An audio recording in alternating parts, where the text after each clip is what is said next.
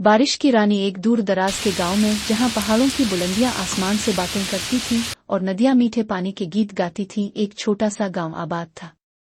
इस गांव का नाम था सूरजपुर। ये गांव अपने सरसब्ज खेतों, फलों से लदी बागात और साफ शफाफ हवा के लिए मशहूर था।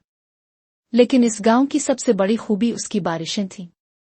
यहाँ हर साल मौसम बरसात में खूब बारिशें होती थीं और ये बारिशें गांव वालों के लिए खुशी और बरकत का पैगाम लाती थीं। लेकिन इस साल कुछ अजीब हो रहा था। मौसम बरसात आ चुका था, लेकिन आसमान पर एक बादल भी नजर नहीं आ रहा था।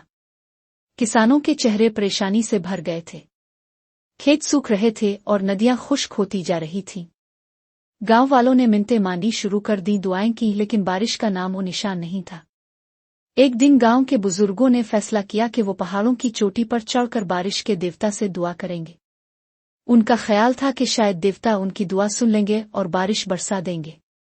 गांव के नौजवानों ने भी इस फैसले की हिमायत की और अगले दिन सुबह सवेरे गांव के चंद लोग पहाड़ों की तरफ चल पड़े। उन नौजवानों में एक लड़का भी था जिसका नाम राजू था। राजू गांव का एक आम सा लड़का था, लेकिन इसके दिल में बहुत बड़े ख्वाब थे। वो हमेशा से पहाड़ों की बुलंदियों को फतह करने का ख्वाब देखता था और अब जब इसे ये मौका मिला था तो वो बहुत खुश था। पहाड़ों की चोटी तक पहुंचने में उन्हें कई दिन लग गए। रास्ते में उन्हें कई मुश्किलात का सामना करना पड़ा, लेकिन वो हिम्मत नहीं हारे। आखिरकार वो चोटी पर पहुंच गए।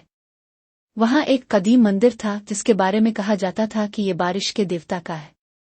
गांव वालों ने मंदिर में दाखिल होकर देवता के सामने दुआ की। राजू भी मंदिर में दाखिल हुआ, लेकिन इसकी नजर मंदिर के एक कोने में पड़ी जहां एक खूबसूरत लड़की खड़ी थी। वो लड़की सफेद लिबास में मलबूस थी और उसके बाल बारिश के कतरों की तरह चमक रहे थे। राजू ने पहले कभी इस लड़की को नहीं देखा था। वो हैरान था कि ये लड़की यहाँ क्या कर रही। लड़की ने कहा, मैं बारिश की देवी हूँ। मैं ही हर साल तुम्हारे गांव में बारिश लाती हूँ, लेकिन इस साल मैंने फैसला किया है कि मैं बारिश नहीं बरसाऊंगी। और राजू ने पूछा, लेकिन क्यों? हमारे गांव वाले तुम्हारी दुआ कर रहे हैं, वो तुम्हारी पूजा करते हैं, तुमने उन्हें बारिश क्यों नहीं दी? लड़की ने अफसुर्दा होकर कहा, तुम्हारे गांव वालों ने मुझे भूलना शुरू कर दिया है। वो सिर्फ अपने कामों में मसरूफ हो गए हैं। वो मेरी कदर नहीं करते। मैंने फैसला किया है कि जब तक वो मेरी कदर नहीं करेंगे मैं बारिश नहीं बरसाऊंगी। राजू ने कहा, लेकिन हमारे गांव वाले तुम्हारी कदर करते हैं, वो तुम्हारी दुआ करते हैं, तुम्हारे लिए मिन्नतें मानते हैं। लड़की ने कहा, दुआ और मिन्नतें काफी नहीं है, मुझे मोहब्बत चाहिए। मुझे एहसास चाहिए कि मैं तुम्हारी जिंदगी का एक अहम हिस्सा हूँ। राजू ने लड़की की बात सुनी और सोचने लगा। इसे लगा कि लड़की की बात में सच्चाई है। गांव वालों ने बारिश की देवी को भुलाना शुरू कर दिया था। वो सिर्फ अपने कामों में मसरूफ हो गए थे।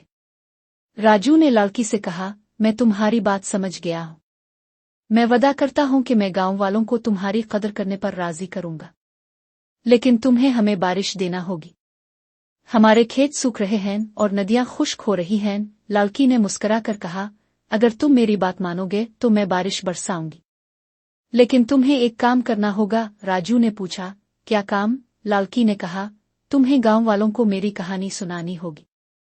तुम्हें उन्हें बताना होगा कि मैं कौन हूँ और मैं उनकी जिंदगियों में कितनी अहम हूँ। राजू ने लड़की की बात मान ली और अगले दिन वो गांव वापस लौट गया। गांव पहुंचते ही इसने गांव वालों को जमा किया और उन्हें बारिश की रानी की कहानी सुनाई। इसने उन्हें बताया कि बारिश की देवी ने उन्हें बारिश न देने का फैसला किया है क्योंकि वो इसकी कदर नहीं करते। गांव वालों ने राजू की बात सुनी और उन्हें अपनी गलती का एहसास हुआ। उन्होंने फैसला किया कि वो बारिश की देवी की कदर करेंगे और उसकी पूजा करेंगे। अगले दिन गांव वालों ने एक बड़ा जश्न मनाया जिसमें उन्होंने बारिश की देवी की पूजा की और उसकी मोहब्बत का इजहार किया। जश्न के इख्तिताम पर आसमान पर बादल छा गए और बारिश की पहली बूंद जमीन पर गिरने लगी। गांव वालों के चेहरे खुशी से दमक उठे।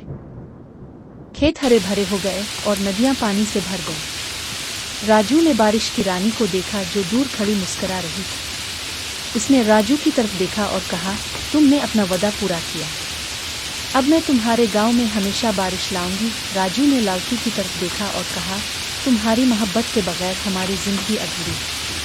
तुम हमारी बारिश की रानी हो और हम तुम्हें कभी नहीं भूलेंगे। और इस दिन से गांव वालों ने बारिश की देवी की कदर करना शुरू कर दी। वो हर साल बारिश के मौसम में जश्न मनाते थे और बारिश की रानी की मोहब्बत को